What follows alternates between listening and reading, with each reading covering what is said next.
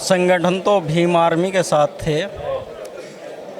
लेकिन जब तक वो सामाजिक संगठन था हम भीम आर्मी के साथ थे। जिस दिन वो राजनीतिक पार्टी बना ली हमने उसे त्याग दिया। और बहन जी हमारी एक प्रमुख लीडर है और बहन जी रहेगी। राजनीति में हम किसी अन्य को नहीं लाना चाहते। आप फाउंडर मेंबरों में रहे भीम आर्मी के, तो आपने क्यों भीम आर्मी छोड़ के बीएसपी में शामिल हुए? हमारी विचारधारा सत्ता परिवर्तन से सामाजिक परिवर्तन की है। और जो लोग ये सोचते हैं कि हम सत्ता बंदूक दिखाकर या गाड़ी में इस तरीके की विचारधारा फैलाकर सोचते हैं सत्ता और युवाओं को लुभा लेंगे, विचारधारा को बदल देंगे, वो संभव नहीं है। जो आदमी कभी कहता था ना बिका हूँ ना बिकूँगा, ना झुका हूँ ना झुकूँगा, ना रुका हूँ ना रुकूँगा, आज वही आदमी हर जगह विफल दिख रहा है।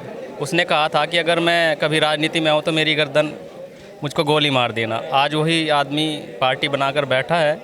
हमने उसको पहले ही कहा था जब तक आप सामाजिक मूवमेंट है तब तक हम आपके साथ हैं। जिस दिन आपने राजनीतिक घोषणा कर दी उस दिन हम आपका साथ छोड़ देंगे। जिस दिन हमें पता चला कि शेखर एक नई पार्टी बनाने जा रहे हैं उसी के साथ हमने भीम आर्मी छोड़ दी थी। तो शामिल तो बड़े समय बाद हुए आप, पार्टी को तो 1.5-2 साल हो गए बने। पार्टी को लंबा समय हो गया, लेकिन कभी ऐसा मौका या वैसा काम नहीं मिला। लेकिन 1.5-2 साल से जो काम किया है बसपा के लिए ही काम किया है। जब से छोड़ा है उसके बाद हमने कभी भीम आर्मी के लिए काम नहीं किया। आज क्या मकसद रहा बीएसपी में शामिल होने का? मकसद ये है कि राजनीति सामाजिक परिवेश के साथ साथ एक ऐसे प्लेटफॉर्म से चलती है जो राष्ट्रीय स्तर पर हो, जहां आपकी आवाज़ पूरे देश के अंदर जाती हो। लेकिन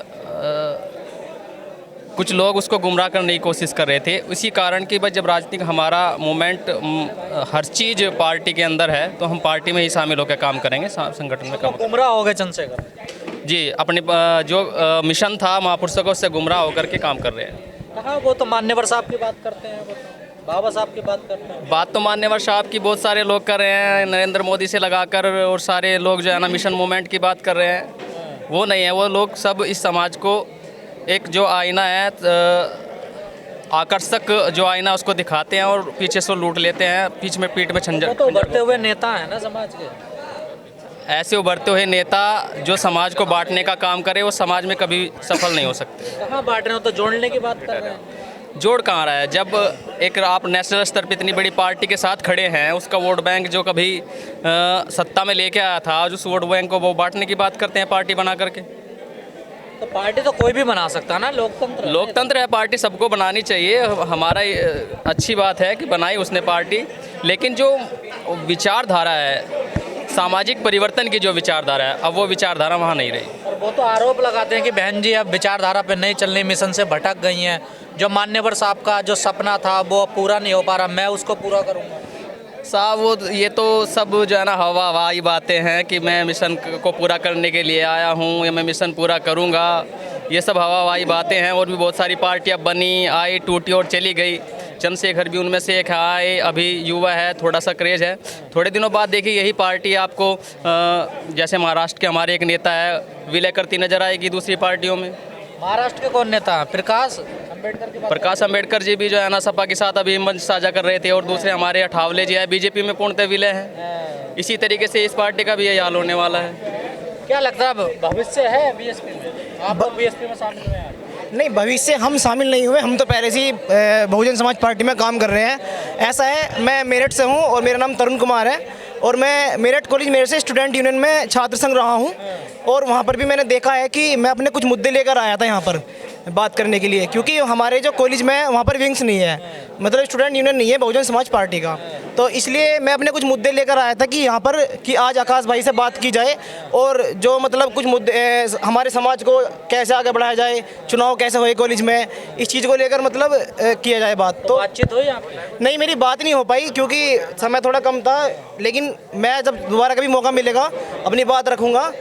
कि समाजवादी बहुजन समाज पार्टी ऐसी चीज़ों पे ध्यान कम देती है ना, स्टूडेंट बीइंग। देखिए, बाबा साहब ने कहा था शिक्षित बनो, संघर्ष करो, संगठित रहो। जब तक हम शिक्षित नहीं होंगे हम आगे नहीं बढ़ेंगे। और शिक्षित होने के बाद हमें सामाजिक लड़ाई लड़नी जरूरी है, ये हमारे बाबा साहब ने कहा था। और अगर हम सामाजिक लड़ाई लड़ेंगे तभी हम अपने समाज को आगे बढ़ाएंगे।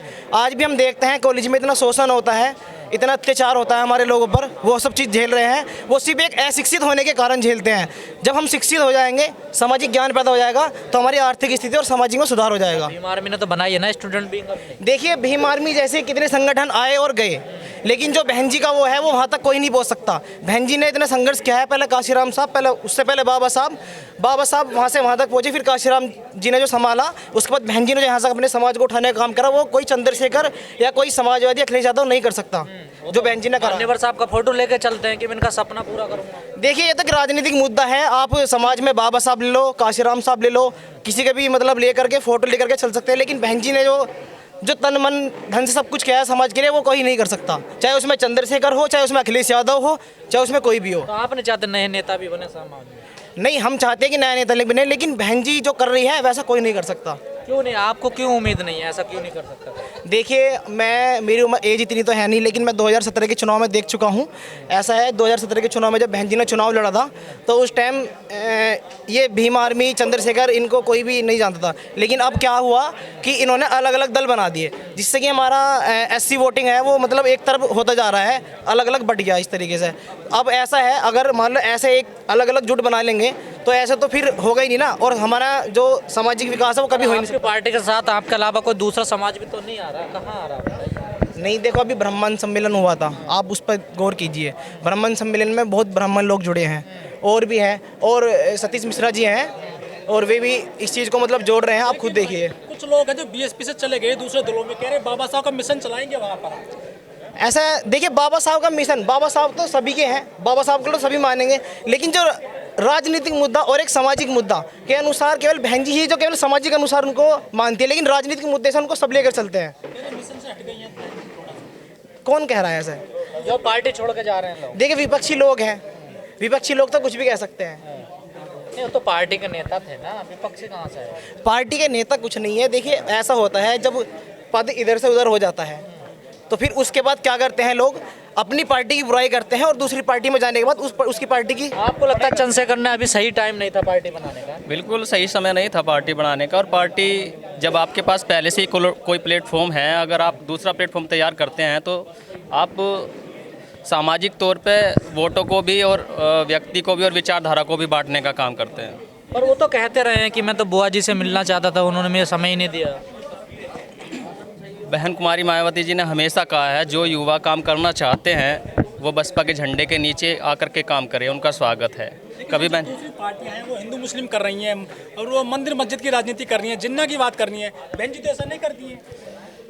हमारी पार्टी अनुशासन की पार्टी है, और जिसके अंदर अनुशासन होता है वो लंबी रेस का घोड़ा होता है।